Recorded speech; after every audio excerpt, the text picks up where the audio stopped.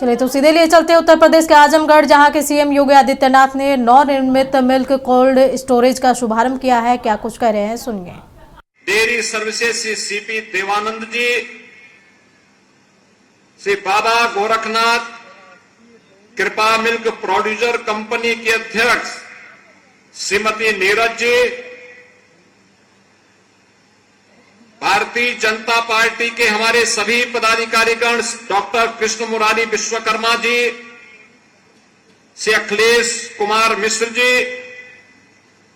श्री सत्येंद्र राय जी,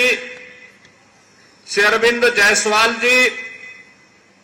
पूर्व विधायक श्रीमती वंदना सिंह जी,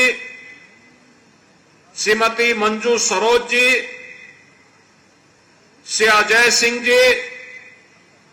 आज के इस कार्यक्रम में उपस्थित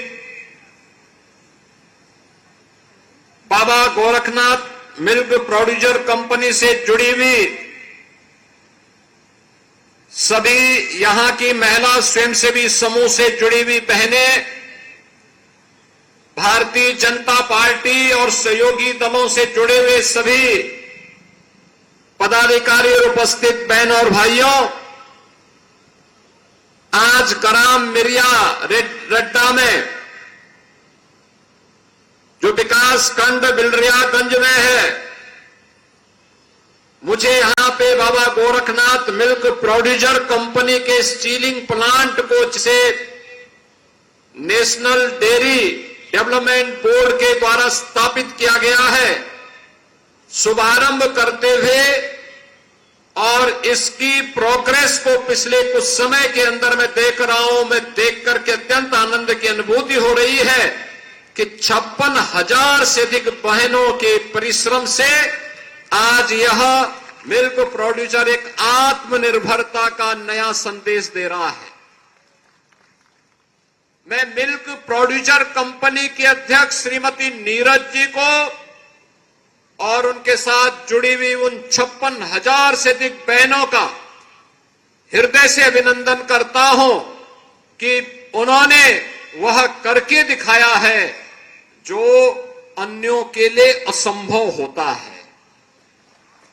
ये सचमुच एक अभिनंदनीय कार्य है। याद रखना, जब एक महिला आत्मनिर्भर होती है तो पूरा परिवार आत्मनिर्भर होता है, और एक परिवार आत्मनिर्भर होता है तो समाज की एक महत्वपूर्ण कड़ी आत्मनिर्भर होती है। वे कड़ियां जब आपस में जुड़ती हैं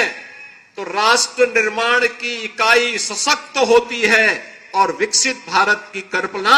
तभी साकार होती है। विकसित भारत के लिए इस प्रकार के प्रोड्यूसर और इस प्रकार से महिलाओं का आत्मनिर्भर होना आज की आवश्यकता है, और उसी आवश्यकता को अपनी आंखों से देखने के लिए आज मैं आजमगढ़ में केवल एक कार्यक्रम की दृष्टि से यहां पर आया हूं। जब मेरे पास मिल्क प्रोड्यूसर कंपनी के श्री सानी जी ने इस बारे में मुझे